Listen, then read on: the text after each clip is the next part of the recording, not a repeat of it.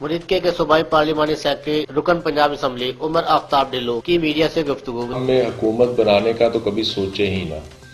اور رہ گئی بات گیم تبدیل کرنے کی، تو اب تو وہ میرے خیال سے سندھ میں اپنی گیم بچانے کی کوشش کریں، اور پنجاب تو بہت دور کی بات ہے، اور سیاست میں تبدیلیاں آتی جاتی رہتی ہیں، لیکن پاکستان تحریک انصاف انشاءاللہ تعالی پنجاب میں گورنمنٹ میں ہے،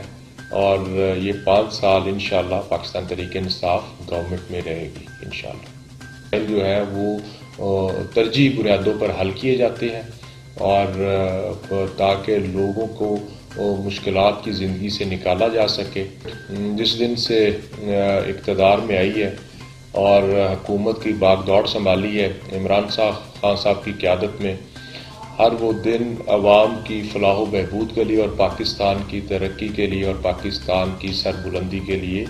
کام کر رہے ہیں۔ وزیر اعلیٰ پنجاب جناب عثمان بزدار صاحب خان صاحب کی لائن اینڈ لینتھ کو دیکھتے ہوئے اور انہی کی انسٹرکشنز پر عمل کرتے ہوئے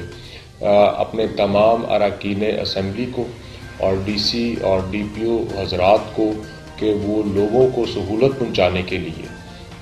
اپنے اپنے